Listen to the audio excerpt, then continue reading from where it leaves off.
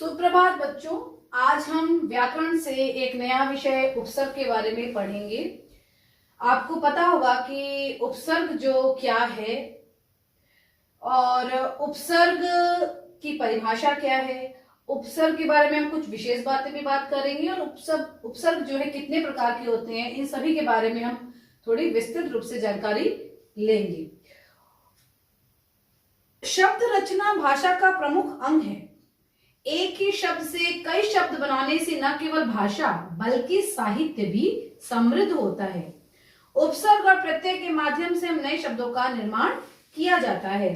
तो उपसर्ग जो है वो नए शब्दों का निर्माण भी करता है। चलिए आगे की बात जानने के पहले हम समझे कि उपसर्ग जो है दो शब्दों के मेल से बना है। पहला शब्द है उप, दूसरा है सर्ग। उप का अर्थ है समीप या निकट या पास और सर्ग का अर्थ है सृष्टि करना। अर्थात इस तरह उपसर्ग का अर्थ हो गया पास रहकर दूसरे नए अर्थ वाले शब्द की सृष्टि करना और उपसर्ग को हम अव्यय भी कहा जाता है। परिभाषा देखते हैं। उपसर्ग वे शब्दांश होते हैं जो किसी सार्थक शब्द के आगे जुड़कर उसके अर्थ को परिवर्तित कर देते हैं। ये किसी भी शब्दांश के आगे जुड़ करके, मूल शब्द के आगे जुड़ करके उस पूरे शब्द की एक नए अर्थ में परिवर्तित कर देते हैं। जैसे उदाहरण पे परि प्लस भ्रमण इज इक्वल टू परिभ्रमण, अ प्लस सत्य इज इक्वल टू असत्य।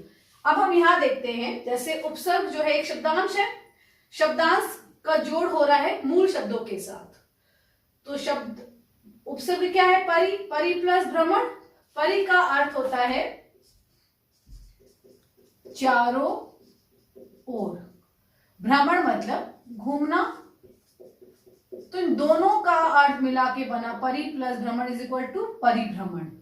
बेटा इसमें एक बात ध्यान देने की है कि वह शब्द तब तक उपसर्ग नहीं होगा जब तक उसके उपसर्ग के भावार्थ और मूल शब्द के अर्थ के दोनों के भावार्थ और अर्थ में समानता जब तक नहीं होगी तब तक वह उपसर्ग नहीं होगा। तो ये बिंदु आप जरा ध्यान से पढ़ें। उपसर्ग विधि से बनने नए शब्द का अर्थ, ये जो आपने शब्द पाया परिभ्रमण, ये उपसर्ग विधि से बना हुआ एक नया शब्द है। इसका अर्थ उपसर्ग के भावार्थ, ये उपसर्ग है, इसका जो भावार्थ है तथा मूल शब्द के अर्थ, ये मूल शब्द जो है भ्रमण, इसका अर्थ के आसपास होता है। जैसे परि हो गया आपका उपसर्ग है और इसका भावार्थ क्या है? चारों ओर। और भ्रमण जो है मूल शब्द है और इसका अर्थ क्या है? घूमना। इन दोनों को मिलाने से नया शब्द क्या बना? उपसर्ग विधि से परिभ्रमण। अब परिभ्रमण का अर्थ होगा चारों ओर घूमना। भ्रमण जो इसका मूल शब्द है, इसका अर्थ है भ्रमण मतलब घूमना, मतलब दोनों का शब्दों का जो मेल है वो बिल्कुल आसपास है, इसीलिए यह एक उपसर्ग शब्द है। उसी प्रकार से एक शब्द, एक उदाहरण और ले सकते हैं। अ प्लस सत्य। अ क्या है? अ मतलब नहीं। अ एक उपसर्ग है, इसका भाव है नहीं। सत्य का अर्थ है सच्चा। तो इसका शब्द क्या बना? दोनों शब्द का अर्थ क्या बना? अ प्लस सत्य। असत्य, असत्य का अर्थ क्या होता है? जो सच्चा नहीं है। इसका अर्थ है कि दोनों ही शब्द जो है जो उपसर्ग है और जो मूल शब्द है, इन दोनों के जोड़ से जो उपसर्ग विधि से नया शब्द जो बना है ये बिल्कुल सही है। तो ये उपसर्ग बिल्कुल सही विधि से तैयार हुए हैं। इसके बाद ये है कि प्राय संस्कृत में जो उपसर्ग होते हैं वो 22 होते हैं। जो विशेष बातें हैं मैं आपको बता दूं, पहली वाली मैंने बात आपको यहाँ पे अभी क्लियर कर दी है। दूसरी हिंदी में ये 13 होते हैं तथा उर्दू में 19 उपसर्ग होते हैं। बाकी अंग्रेजी और दूसरी भाषाओं से भी जो है काफी उपसर्ग जो है हिंदी भाषा में आ गए हैं। इसके बाद हम करेंगे कि उपसर्ग की जो शब्द प्रयोग से शब्दों की कैसे स्थितियां बदलती हैं और उपसर्ग कितने प्रकार के होते हैं। के प्रयोग करने से शब्दों की 3 स्थितियां सामने आती है। शब्द 3 रूप में बदल सकते हैं। पहला है विलोम शब्द, बनाए जा सकते हैं उपसर्ग के प्रयोग से। पर्यायवाची और नई विशेषता वाले शब्द। उपसर्ग के प्रयोग से विलोम शब्द भी बनाए जा सकते हैं। जैसे गमन।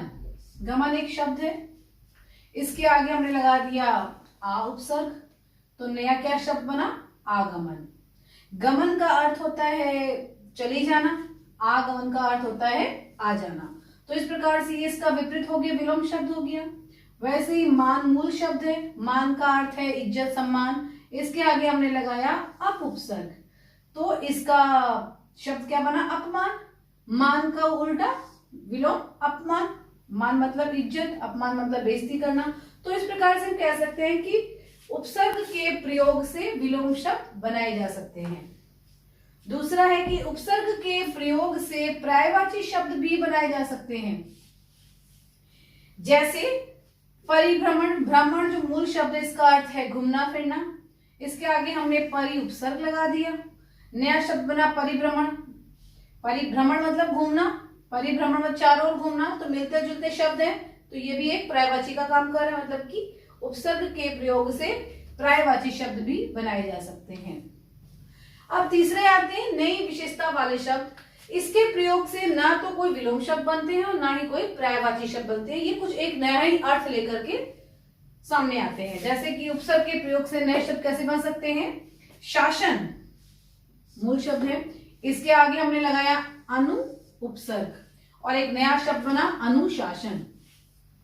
उसी प्रकार से कार एक मूल शब्द है, इसके आगे हमने लगाया अधि उपसर्ग, नया शब्द क्या बना, अधिकार। कार मतलब करने वाला, अधिकार मतलब हक दिखाने वाला।